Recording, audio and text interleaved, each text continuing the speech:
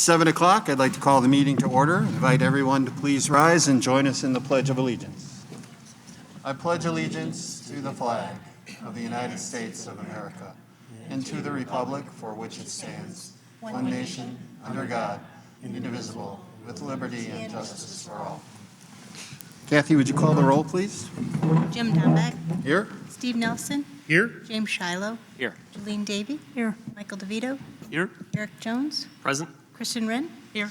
Quorum's present. Thank you. Are there any changes to the agenda as proposed?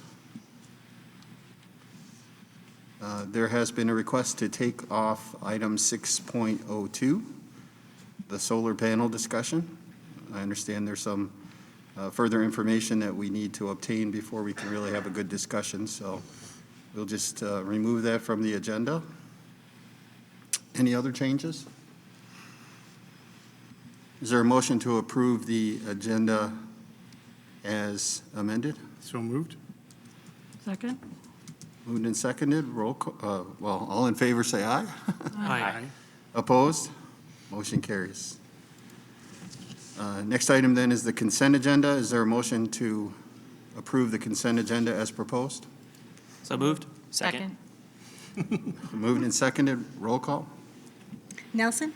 Yes. Wren. Yes. Shiloh. Yes. Davy. Yes. DeVito. Yes. Jones. Yes. Dombeck. Yes. Motion carried. NIA consent agenda. Is there a motion to approve the NIA consent agenda as proposed?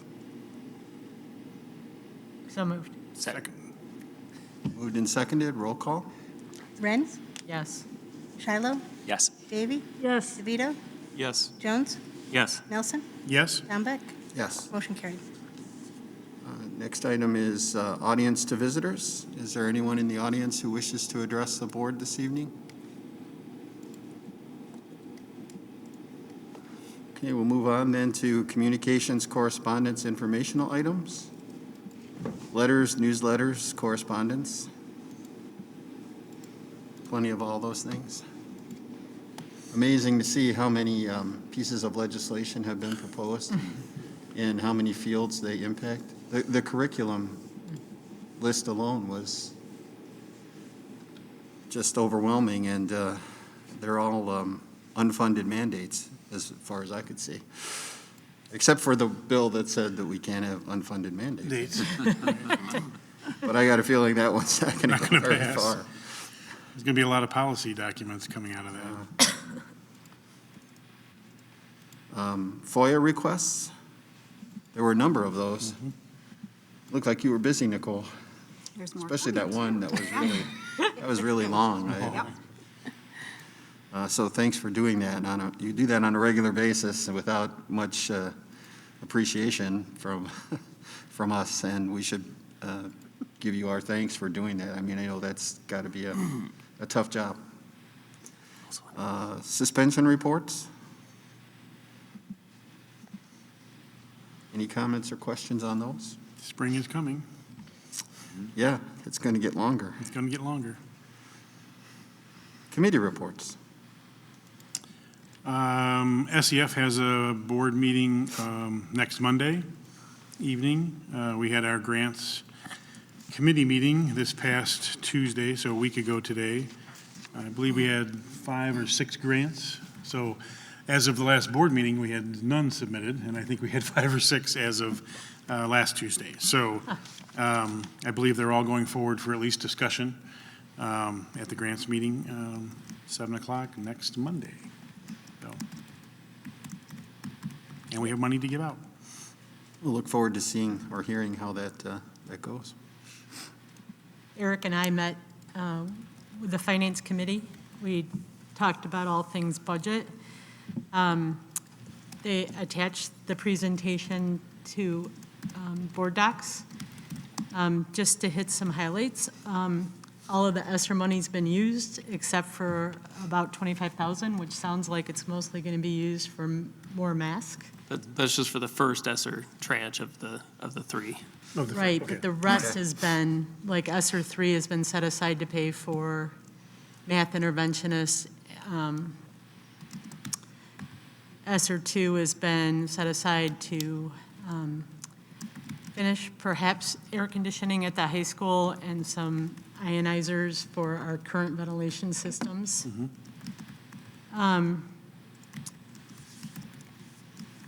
Then moving down, capital improvement projects, besides those that are being funded, which we've talked at length about by the remainder of the money from last year. The rest of the things that are happening are all being financed with the money that Mark is given and set aside, about $250,000. Things to add there, Eric? No? So that operations and maintenance will see a 5.5% increase over last year. In transportation, the whole department will see a 27% decrease over last year. We are looking perhaps to buy 3 new to us, 71 passenger buses. We haven't purchased buses in a while, and it's probably time to start doing that again. The only project the technology department has is a district-wide phone replacement project. It puts us in accordance, is that a law? The 911 location? Yep. It puts us in accordance with that. That's going to be a net cost. There's no cost to the district for that. They've basically, the phone company that's been, Ed's done his due diligence on is basically going to provide all of the phone hardware for free, as I understand it. And then they've locked in basically a rate over those 3 years that's at least going to be the same, if not less, than the current phone cost that we're paying. So for at least the next 3 years, there's no cost to the district to get us compliant with that E911 that allows them to know exactly where, allows 911 to know exactly what room somebody's, calling 911 from and all that. So we're required to be compliant with that. Yep. Under personnel, we are looking forward to negotiating with paraeducators in this spring. We are also aware that we need to work with our secretarial support staff to meet Illinois' increase in minimum wage. We continued to have conversation about elementary school boundaries.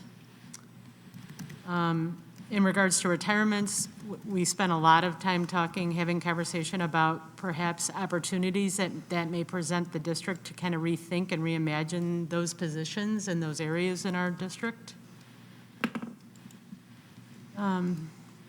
On that presentation, you'll see that the different buildings in the district did ask for additional people.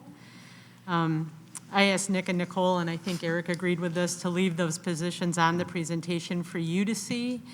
I just found them really eye-opening, where people in the buildings that are working in the buildings feel that they really have a need for additional staff. We spent some time talking about those positions and perhaps why there was a need, why they feel there's a need. The comparison of our budget this year over last year, FY23 over FY22 will be flat. It will be balanced, and our fund balance to expenditures will be at 31%. Anything else, Eric? I think that covers most of it. Did anybody else get a chance to review that and have any questions that we can answer from the meeting? Read it, no question. No, I think that was a great summary of the report. Appreciate the fact that you both serve on that committee and that you bring back that information to us. It's very helpful. I think we did talk to Nicole as well about getting some sort of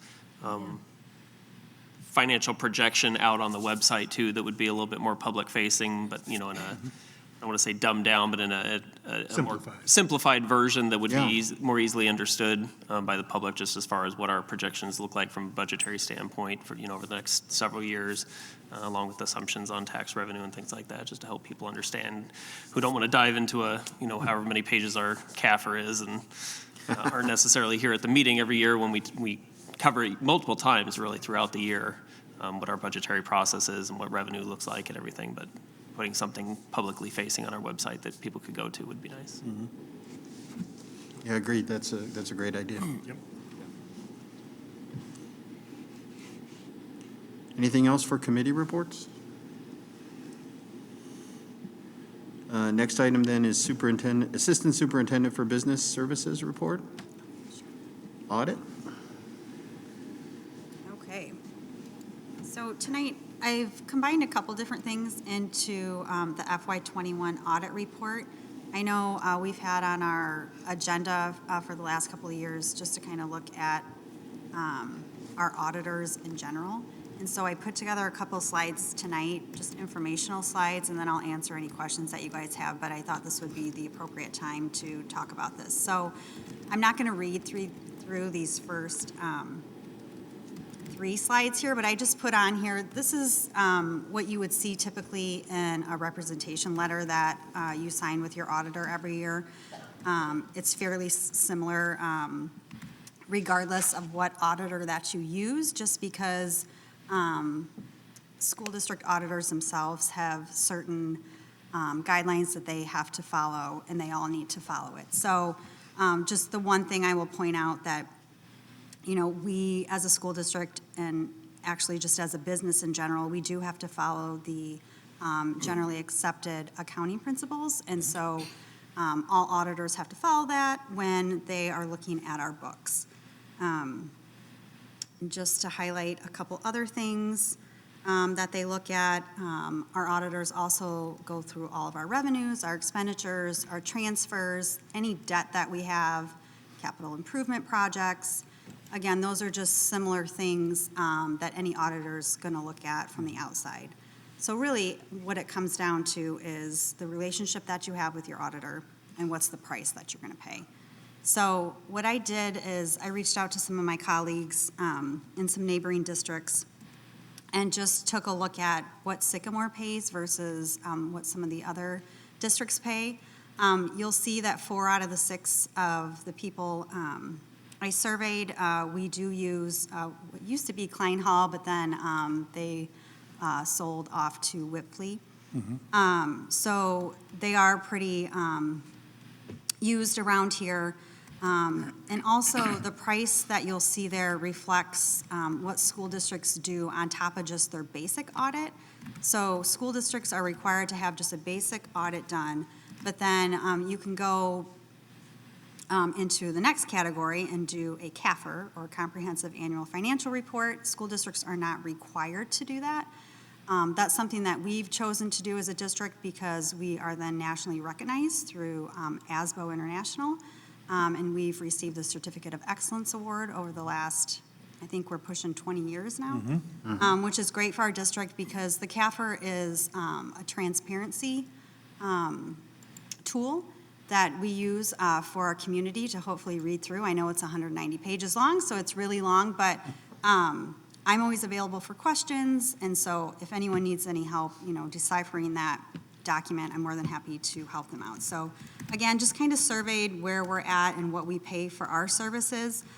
A single audit has to be required if your district receives a certain threshold of federal dollars. So we do receive a large chunk of money for our special education program through the IDEA flow-through grant, as well as the IDEA preschool grant. And then also all of our title dollars that we receive for our low income, that's also considered federal dollars. And so that puts us into that threshold of having to do a single audit. So that's a little something extra that maybe not necessarily every school district has to do. You can see Geneva's one of those that is not required to do a single audit. But mostly everyone around us does do the CAFR. So you can see we're actually one of the lowest, what we pay for our audit services. Kanelin's a little bit lower than us. They do use a different audit firm. And then St. Charles uses Miller and Cooper, which they're actually really well known around this area also. So I just put that together.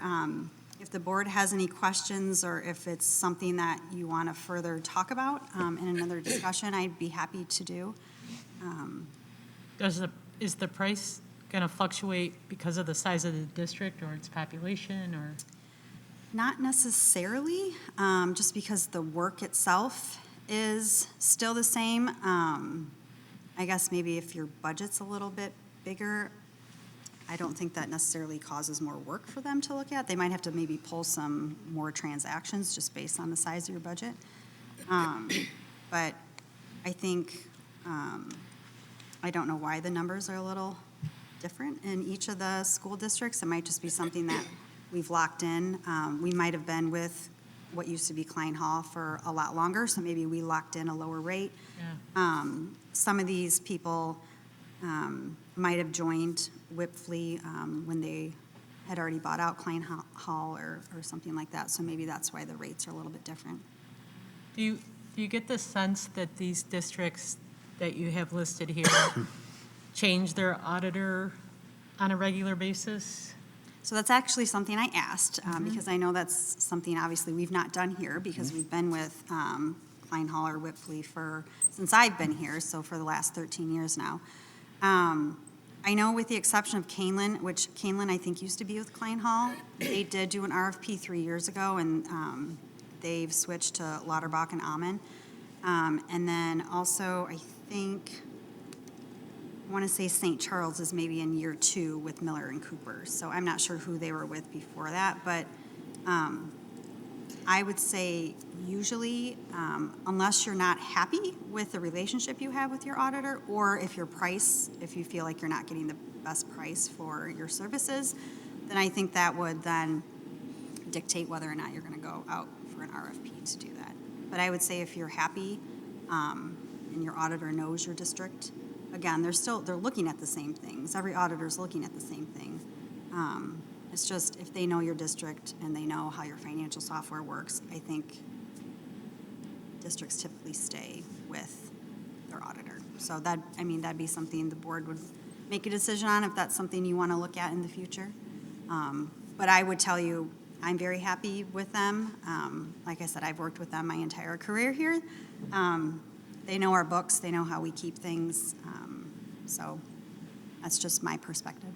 Has our price increased over that? I think maybe like $4,000. It was like $24,000 when I started. So I think there's maybe some additional reporting through, the acronym is GASB. There's some additional reporting that they have to do through that now. So that's probably why the increase is there. So I think I brought this up originally probably 3 years ago after watching that Netflix documentary on everything that had happened out in Dixon, and it just got me thinking, well, gosh, how did their auditing firm miss all of this? And what onus then does that put on us to make sure that the auditing firm we're selecting is doing a good enough job to catch this? And that's not to say that this auditing firm, Whipfly, isn't doing a great job, but having spent 20 years doing technical engineering writing, I can tell you, you do get complacent to a point and start seeing the same numbers every year and start dismissing them or not checking them as carefully. And it's amazing how one fresh pair of eyes can come in and go, well, why is this here? Or in Dixon's case, where's that account number show up? Right. But it just got me thinking, like, have we ever changed it? And does it make sense to this board at some point to maybe introduce some complexities to our system by bringing in a different auditor, either double audit 1 year maybe, I don't know if that's a thing that districts do, but I just wanted to have that conversation as to make sure that we're making a conscious decision that, yes, this is the best firm, we trust their work, they're going to continue doing great work for us, or do we rock the boat a little bit and bring somebody else in either on a one-time effort just to double check and say, yes, we trust what our auditing firm is doing, or no, we don't. I did talk with the state rep about that. I know that there's been bills introduced in the past to require a rotation of auditing firms. That did not gain traction last time, and it doesn't sound like it's going to this time either. And I think that there's a lot of especially downstate school districts that don't have a plethora of auditing firms to choose from. So putting requirements on them that they rotate when they've only got one firm within 100 miles doesn't. I can see how there'd be resistance to that. But those were just my main reasons for wanting to bring it up for discussion. I think one of the benefits for us, actually, as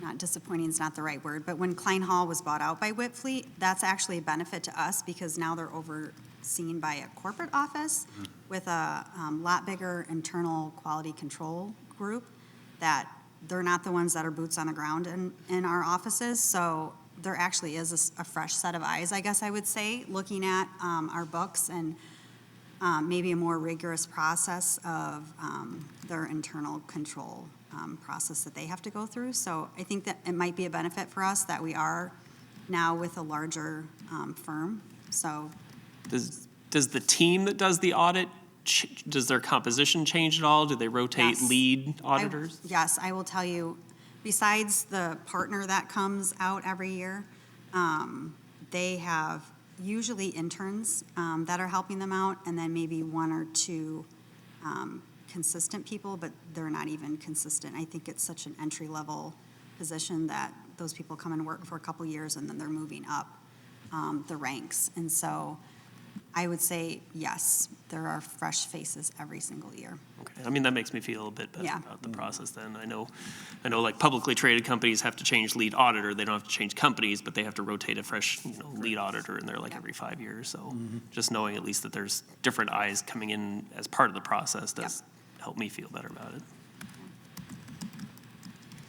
So then with that, without further ado, so when I presented this budget, I don't know if you guys remember that night, but it was one of our first late nights in a while.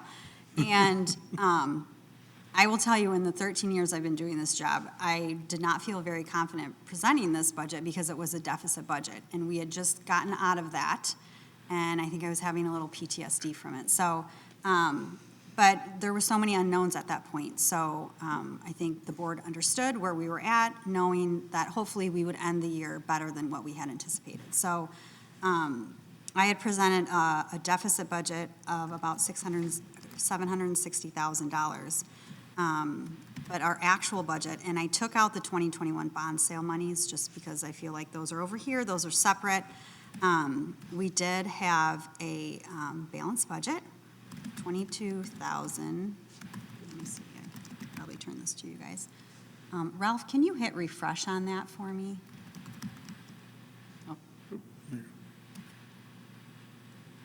Okay, well, I updated the slide, but they had already put it out here. So it is a positive $22,511 in our operating funds.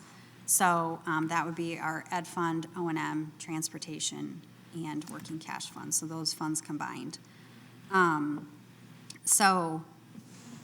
There were no findings in our audit. Again, I know that CAFR report is super long, so if you guys have any questions as you're going through that, I posted it out there.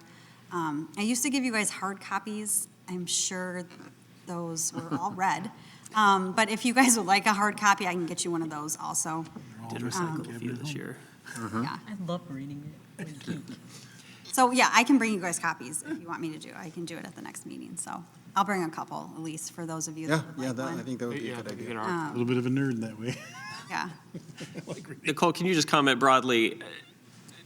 To my recollection, the biggest reason why we went from such big deficits budget to coming out balanced wasn't so much the way we had planned it, but it was kind of a lack of ability to spend the money we planned on because of the difficulties in hiring things like Yes. substitute and long. Well, and so much of that deficit was also, we had a $300,000 contingency in there, just because we didn't know if we were going to need that.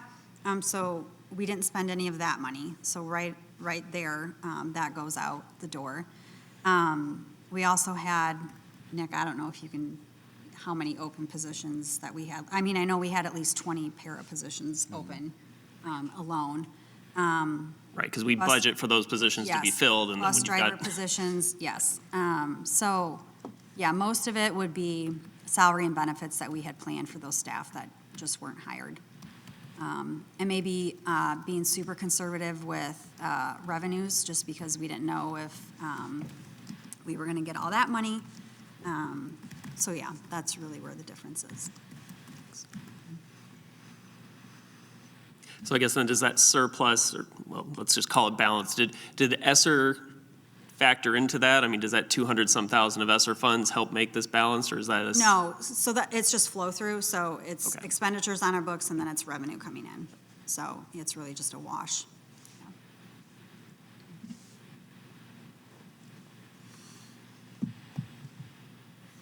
So yeah, if you add the bond sale money in, it's actually like plus $20 million positive. But again, I don't feel like that's a true picture, just because that money's going to be spent. So.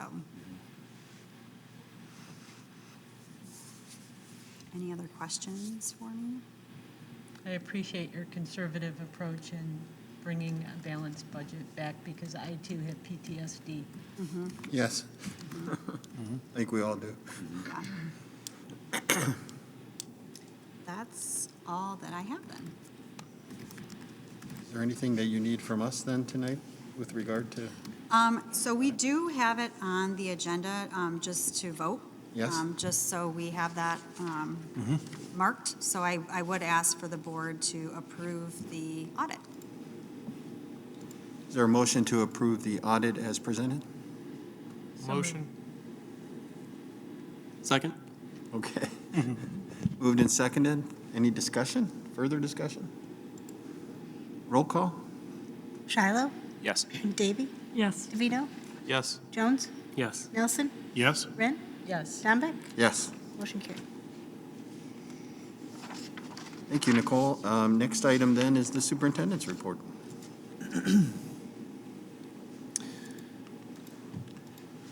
What a difference a couple of weeks makes. In a variety of facets here in the school district.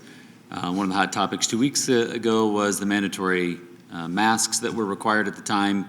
A lot of things have transpired over the last couple of weeks, really over the last couple of months, I would say, but really the last 2 weeks in specific, with some legal proceedings in specific that have impacted COVID-19 and mitigation measures in schools. So I'm just going to give a brief summary tonight, highlight some of those things, and then answer any questions that the board might have. So first, I just want to talk about timeline. All of this, all of the real movement happened over the last couple of weeks since February 4th. So the temporary restraining order was issued in Sangamon County on February 4th. That was a Friday, if I remember, about 4:45 or 5 o'clock. Perfect timing. Spent a good chunk of the weekend dealing with that, talking with our legal team. The following week, the Attorney General's office filed an appeal of the temporary restraining order in conjunction with the governor's office. While that appeal was being heard, being weighed, January 15th, kind of a surprise, the Joint Committee on Administrative Rules, or JCAR, voted against extending emergency rules to IDPH and ISB that enforced the masks in schools, but also exclusion of students who are close contacts, as well as students who are positive. I'll come back to that in a minute. And vaccination requirements for staff and visitors in schools. If staff and visitors didn't have a vaccination confirmation, then they were required to submit to weekly testing. Then on February 17th, the appellate court finally ruled on the appeal, but really what they did was dismiss the appeal because there weren't any rules to appeal, to issue a ruling on anymore. So a lot of this got to be very confusing. We spent a lot of time talking to our attorneys. I spent a lot of time talking with other colleagues as well. If, no offense, Mr. Dombeck, but if you ask 10 attorneys the same question, you are likely to get 10 different answers. So, Or 11. Or 11. we, my goal No comment. my goal has always been to work with our legal team because they will defend us in the event of a challenge. However, it has been very helpful to get the perspectives of other superintendents in school districts and talking with their legal team and things that they considered. But this brought us to February 17th. Based on all of that, on February 18th, last Friday, after hearing the vote from JCAR, after the appellate court's dismissal of the appeal, talking with our team internally, talking with our legal team, we issued a community message that outlined the changes that we actually implemented today, with the exception of the mask mandate. The mask mandate was changed to not required last Tuesday evening.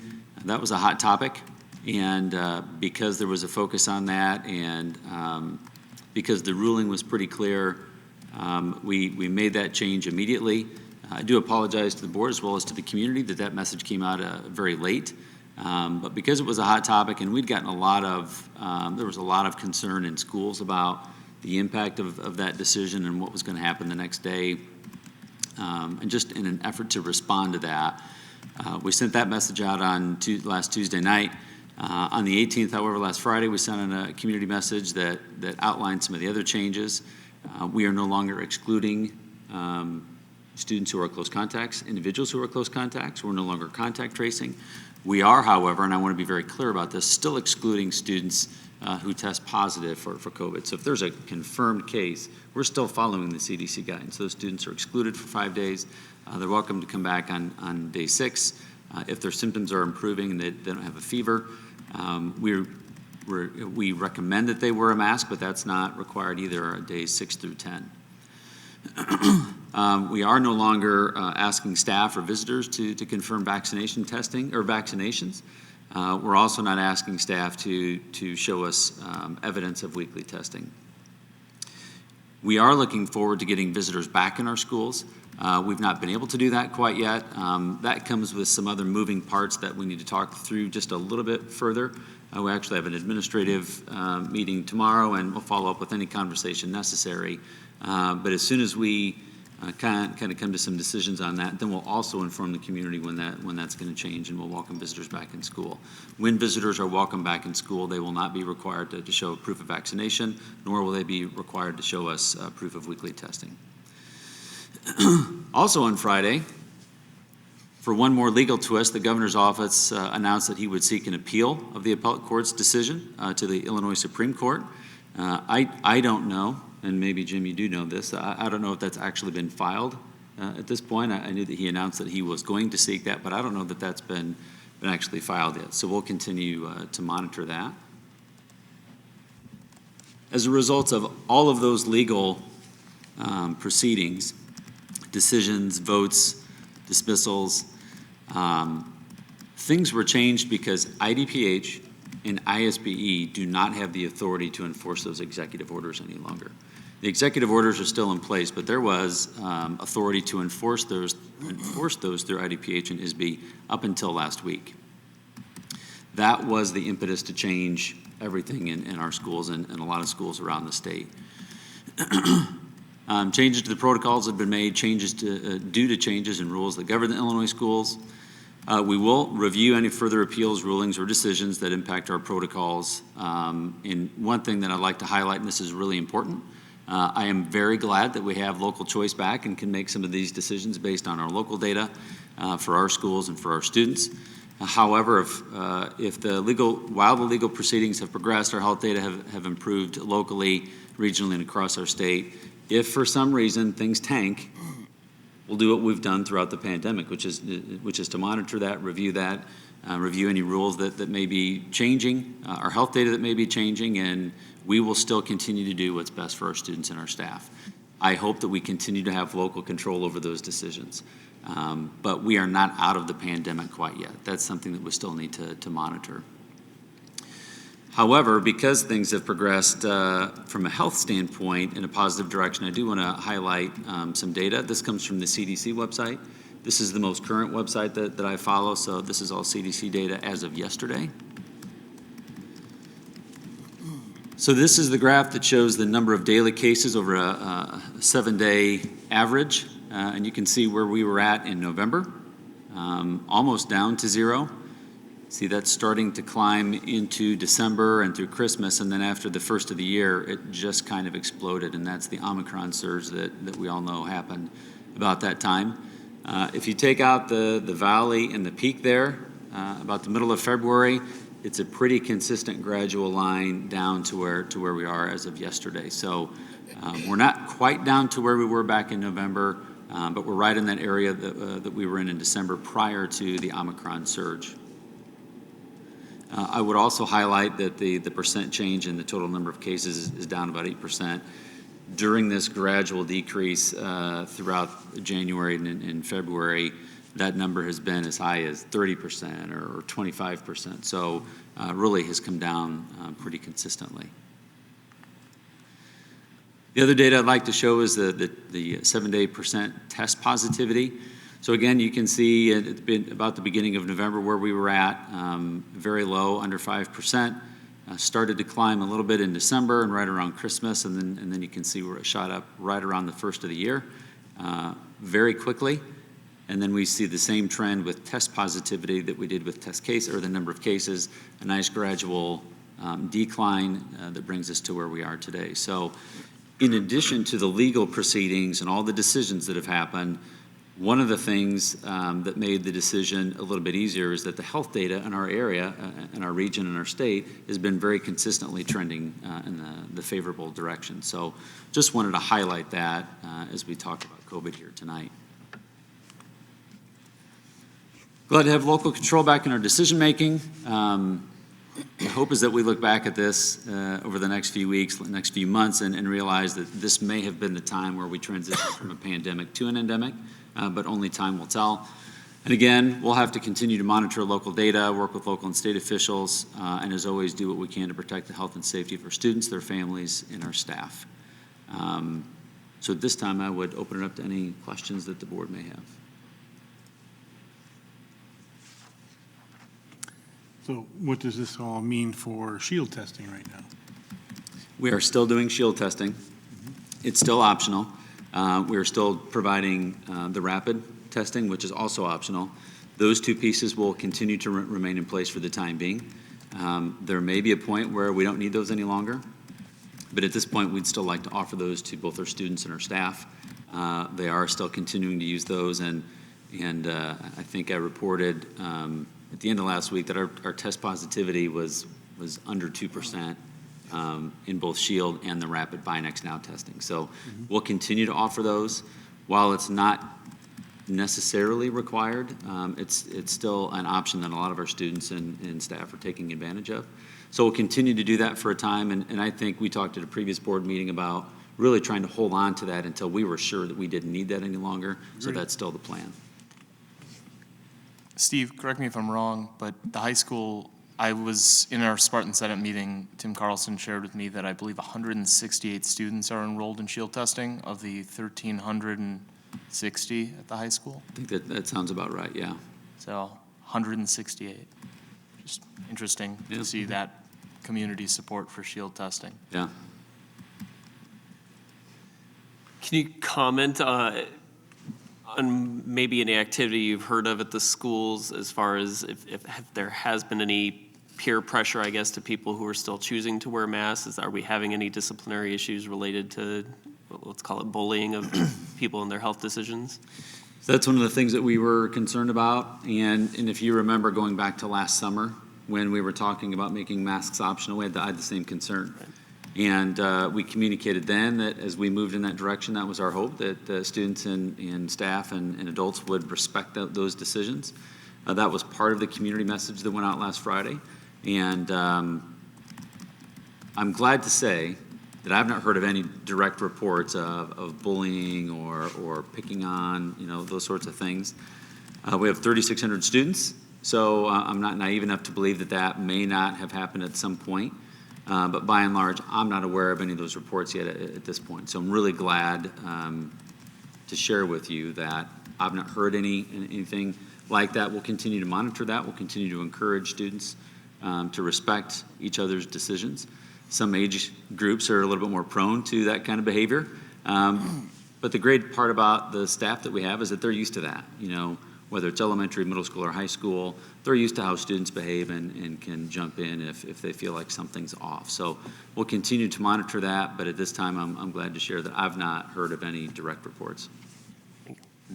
Has there been any staff feedback on any of this in terms of the changes, anything that was worth the board's consideration that you had heard? I would only share anecdotally that I think there's a little bit of both support as well as concern. We've lived with some of these mitigations in place for a long time, and it's provided a sense of comfort to both some of our students and our staff.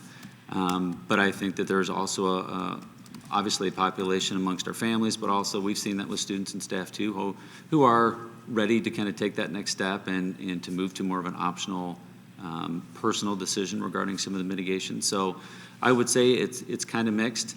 And in talking with some of the other school districts that I've communicated with, each community is a little bit different, but my sense here is that we've always been kind of 50-50, depending on what the issue might have been related to COVID and the mitigation measures. And I think that plays itself out in our students and our staff. So heard, just rumors, a little bit of both, but accepting of the changes, and we'll continue to move forward.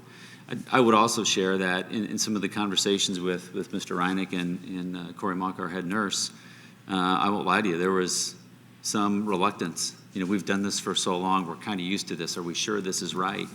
But as we've implemented some of these changes, there's kind of this growing sense of confidence that, okay, this is going to be all right.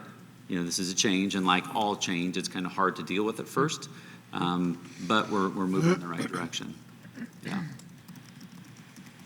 So this might bleed a little bit over into future agenda items, so I apologize. But along those same lines, our neighboring district has been in the news a little bit with some disciplinary concerns in their buildings. And I'm wondering, knowing that we're going to be, hopefully, coming out of this in a positive manner going forward and don't have to revert back to any of the mitigations, it's 2 years that these kids, the staff, everybody has had to deal with this, as you've alluded to. I'm wondering if we shouldn't, maybe after we have a few more weeks under our belt, or maybe right after spring break or something like that, do a little bit of a detailed survey on where people are at on student behavior, discipline, and those types of things. We're going into spring. It's been 2 very long years of mitigations, and see if that aligns with what we're doing administratively for discipline, and also and I don't mean just a doodle poll of 5 questions, I mean a little bit more detail, what teachers are observing. So one, we can be proactive about heading some of it off so it doesn't snowball, which it potentially could with social and emotional issues, and also determine if some of those students could benefit from some additional social and emotional support. Yeah. Rather than letting them get to that high point before it happens. So being a little more proactive about trying to head it off at the pass, for lack of a better term. Yeah. So I'm thinking that, I don't know if we need to discuss it more, if it's more of a, hey, I think we ought to do something like that when you think it's appropriate, right before spring break, right after, once we've got a little more time under our belt of getting back to some level of normalcy. Because I'm sure all of them, staff included, are going to have a sigh of relief at some point, whether it's now or the start of next school year. But I think I don't want to wait and have a whole summer go by and then come back in the fall and see all these issues coming to bear that we probably could have maybe headed off this spring. So that's my point. I think that's a really good point, and I think one of the things you would hear from both staff and administrators is that because a lot of these students have been out of school for so much, or things have been so strange, we have seen some behavior that is atypical for what we would experience here in Sycamore. I think if you talk to schools around the state, that you would hear the same thing. We've lost some of those social mores, the ability to pick up on social cues, and so we've seen some problematic behavior. So I think the timing is going to be really good. If I remember correctly, Kathy, you may need to help me with this. I think middle school and high school, those building reports are 2 of the presentations that are coming up. So the timing is perfect. And those are, and I'm going to say this because I worked in a middle school and a high school, so I can say this from experience.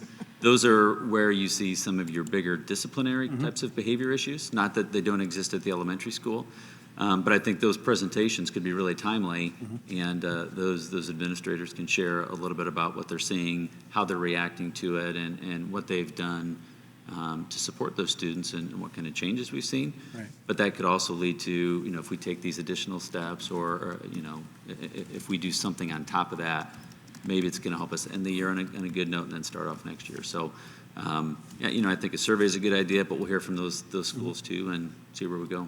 Yeah, I think it would be good for some of the teachers to even maybe be part of that and say, here's what I'm seeing in my 7th grade science class, or whatever it might be. Or, just some real nice transparency, honesty, what's happening out there, and we could do better at X, or we've done a good job at Y. So. Yeah.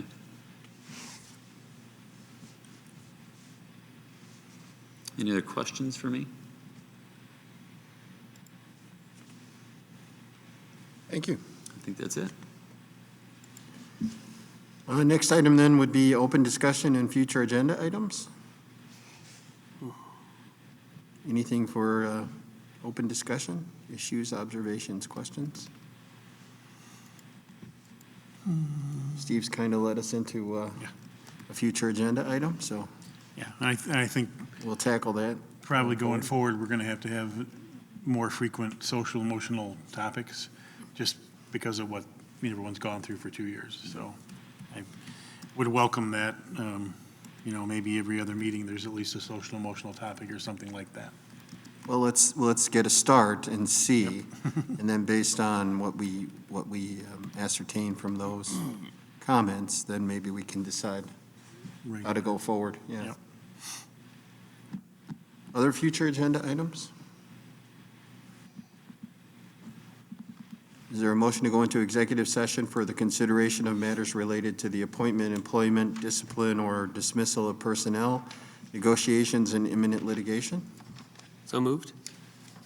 Second? Moved and seconded. Roll call. Davy? Yes. DeVito? Yes. Jones? Yes. Nelson? Yes? Wren? Yes. Shiloh? Yes. Dombeck? Yes. Motion carried. All right, we'll move to executive session, and then we'll return for our final votes. All right. We're back in ordinary session, and the next item is item 10.01. Is there a motion to approve the personnel report as presented? So moved? Second? Moved and seconded. Roll call? Jones? Yes. Nelson? Yes? Wren? Yes. Shiloh? Yes. Davy? Yes. DeVito? Yes. Dombeck? Yes. Motion carried. Is there a motion to approve the SEA professional agreement as presented? So moved? Second. Moved and seconded. Roll call? Nelson? Abstain? Wren? Yes. Shiloh? Yes. Davy? Yes. DeVito? Abstain? Jones? Yes. Dombeck? Yes. Motion carried. Special thanks to our administrative staff, just to Steve Wilder and Nicole and Nick for helping with those negotiations and helping to get that contract through. Appreciate that very much. Thanks for your hard work. And I know you spent a lot of time, a lot of long nights, a lot of long days getting this to go forward. So thank you very much. Is there a motion to adjourn? So moved. Second. All in favor? Aye. Aye. Opposed? Motion carries. We are adjourned.